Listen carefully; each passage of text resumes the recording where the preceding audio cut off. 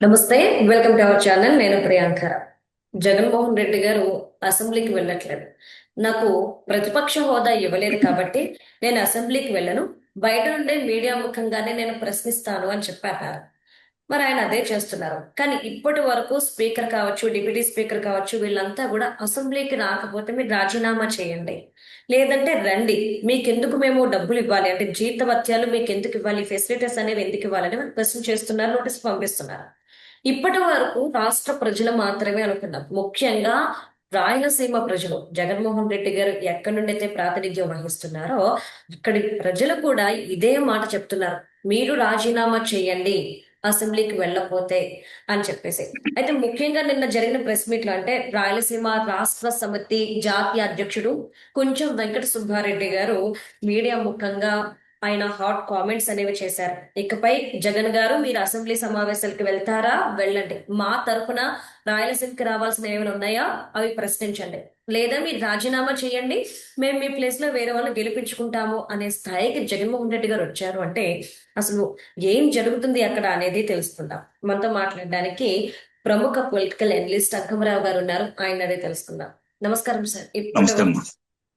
సరే, ఇప్పటి వరకు చాలా మంది అంటే రాష్ట్ర ప్రజలు, నాయకులు వీళ్ళందరూ కూడా జగన్మోహన్ రెడ్డి గారు మీరు అసెంబ్లీకి రండి రండి రండి అని పిలిచారు.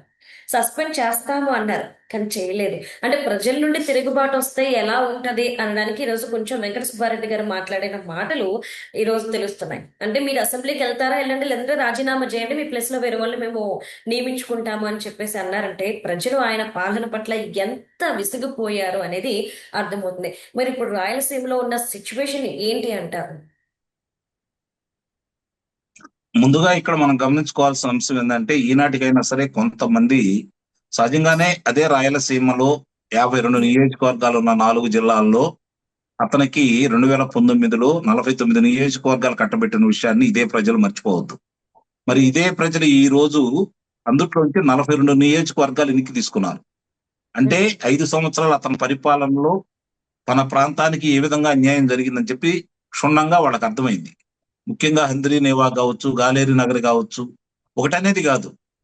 అంతకుముందు 2014 నుంచి 2019 వరకు తెలుగుదేశం ప్రభుత్వం హయాంలో 12,500 రూపాయలు నీటి రంగ ప్రాజెక్టుల కోసం ఖర్చు పెడితే ఇతను 2,500 రూపాయలు మాత్రమే ఖర్చు పెట్టాడు. అది కూడా తప్పనిసరి పరిస్థితుల్లో కొంతమందికి ఇవ్వడం కూడా జరిగింది. అంటే దీన్ని బట్టి ఆ ప్రాంతం మీద ఉన్నటువంటి ప్రేమ ఏంటి అనేది అతనికి ఉన్నటువంటి అభిప్రాయం ఏంటనేది వాళ్ళకి క్షుణ్ణంగా అర్థమైంది కాబట్టి కీలేరికి వాత ఎలా పెట్టాలో వాళ్ళు చక్కగా పెట్టారు కాబట్టి అతనికి 52 నియోజకవర్గాలు ఉన్న రాయలసీమ జిల్లాలో 7 నియోజకవర్గాలకు మాత్రమే పరిమితం చేశారు. అంటే ప్రజలు అమాయకులు, నేను ఎన్ని అబద్ధాలు చెప్పినా నమ్ముతారు, నా వెంటే నడుస్తారు. 1978 నుంచి పులివెందల్ని మమ్మల్ని ఎలా గెలిపిస్తున్నారో అలాగే ఈ రాయలసీమ ప్రజలు కూడా మా వెంటే ఉంటారు. అంతకుముందు 2014 కావచ్చు, 2019 కావచ్చు, తనకు ఆధిక్యత ఇచ్చినటువంటి ఈ జిల్లాల్లో తిరిగి తనకి మళ్ళీ పట్టం కడతారు అన్న ఒకే ఒక్క ఆశతోటి అతను ముందుకెళ్తానే ఉన్నాడు.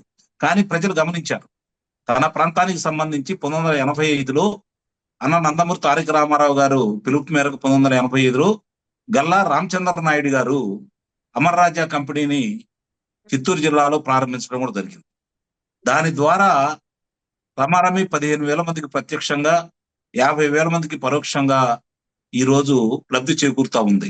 మరి అలాంటిది విస్తరణలో కార్యక్రమంగా ఇంకో 10,000 కోట్ల రూపాయలు అదనంగా పెట్టి ఇంకొక 5,000 మందికి ఉద్యోగ కల్పన చేసే క్రమంలో ముందుకెళ్తా ఉంటే అసలు ఈ కంపెనీ కూడా ఉండకూడదని చెప్పని, విస్తరణతో పాటు ఈ కంపెనీని కూడా తరిమేయాలని చెప్పని వాళ్ళు చేసిన ప్రయత్నం మొత్తం రాయలసీమ ప్రజలందరూ కూడా గమనించారు కాబట్టి ఈ రోజు వాళ్ళు చాలా స్పష్టమైనటువంటి తీర్పు ఇవ్వడం కూడా జరిగింది. అలాగే ప్రపంచ ప్రసిద్ధిగాంచినటువంటి తిరుమల తిరుపతి దేవస్థానం కూడా ఉన్నది ఆ రాయలసీమ ప్రాంతంలోనే, చిత్తూరు జిల్లాలోనే. కడప తొలి గడప అంటారు. ఇక్కడ గమనించుకోవాలి, తన జిల్లా అయిన కడప తిరుపతికి ఆ వెంకన్న స్వామికి తొలి గడప అంటారు. అక్కడే అన్నమయ్య మనందరికీ తెలుసు.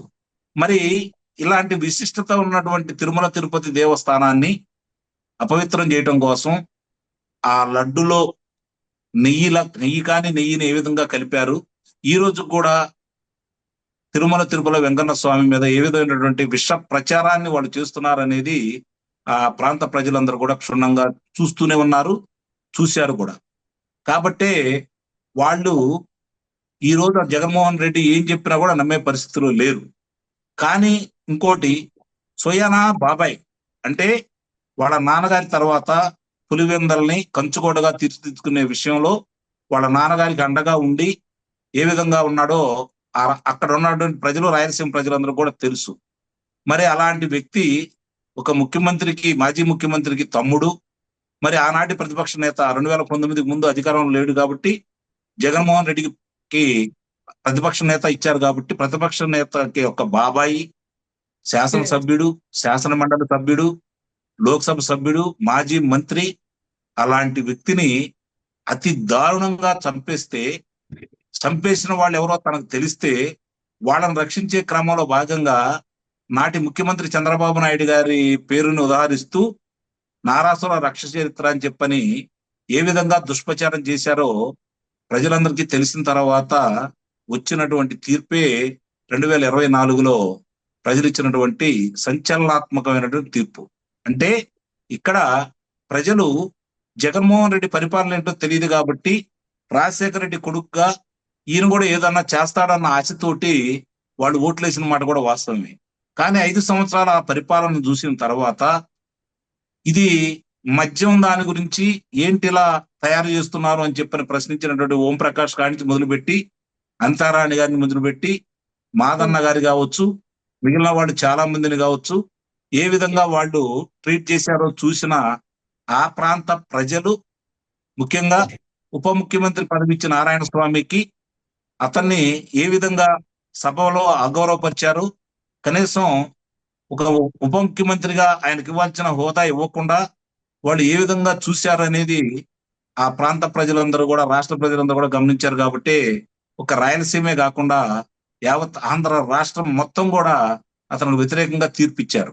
ఇక్కడ రాయలసీమలోనే కాదు, ఆ 11 మంది శాసనసభకు రానందు వల్లనే కాదు, రేపొద్దున జగన్మోహన్ రెడ్డి ఎక్కడికి వెళ్ళినా కూడా మనం చూసాం. విశాఖపట్నంలో మా ఉద్యోగ కల్పనకు నువ్వు ఎందుకు అడ్డుకు పడుతున్నావు, దయచేసి ఇలాంటి కార్యక్రమాలు మానుకో అని చెప్పిన ఫ్లెక్సీలు కూడా అక్కడ వెలిసినాయి. ఈ రోజు గురిజాలలో నెయ్యి గురించి మహాపాపం చేశారు అని చెప్పని దానికి సంబంధించినటువంటి ఫ్లెక్సీలు కూడా ఈ రోజు వెలిసినాయి.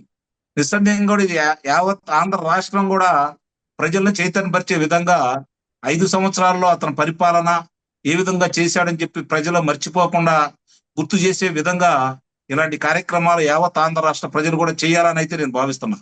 ఎందుకంటే అధికారాలు మారటం అనేది సహజం, రాజకీయ పార్టీలు ఓడిపోవడం, గెలవడం అనేది సహజం. కానీ ఒక వ్యక్తి, ఒక రాజకీయ పార్టీ అధినేత, ఒక ముఖ్యమంత్రి ప్రజల్ని ఇంతగా భయపెట్టిన ముఖ్యమంత్రి నాకు తెలిసినంత వరకు భారతదేశంలో ఎవరు లేరు. కాబట్టే ఈ రోజు ప్రజలు జగన్మోహన్ రెడ్డి పేరు చెప్తే భయపడిపోతా ఉన్నారు. నాకు తెలిసి ఇది రాయలసీమలో ప్రారంభమైంది, యావత్ ఆంధ్ర రాష్ట్రం కూడా ఇది ప్రజలందరూ కూడా, అలాగే ప్రజా సంక్షేమాన్ని కోరేవాళ్ళు, రాష్ట్ర అభ్యున్నతిని కోరేవాళ్ళు, రాష్ట్రంలో లా అండ్ ఆర్డర్ కరెక్ట్ గా ఉండాలని భావించే వాళ్ళు, ప్రశాంతంగా వాళ్ళ పనులు వాళ్ళు చేసుకోవాలని ఆశించే వాళ్ళు అందరూ కూడా ఇదే అభిప్రాయంతో ఉన్నారని అయితే నేను భావిస్తున్నాను. కాబట్టి నిస్సందేహంగా అతను ఏదో పాదయాత్ర చేస్తానంటున్నాడు, వాళ్ళ యొక్క మనుషులు కూడా దాని మీద ఆశలు పెట్టుకొని ఉన్నారు. వాళ్ళందరినీ కూడా ఈ రాష్ట్ర ప్రజలు, ఇలాంటి ఉద్యమానికి సంబంధించిన వాళ్ళందరూ కూడా నిలదీసి 5 సంవత్సరాల్లో మీరేం చేశారు అని చెప్పని చెప్పాలి. అలాగే ఈ కూటమి వాళ్ళ ప్రభుత్వంలో కూడా పొరపాట్లు జరుగుతూ ఉంటే అదే విధంగా గొంతెత్తి మాట్లాడాలా.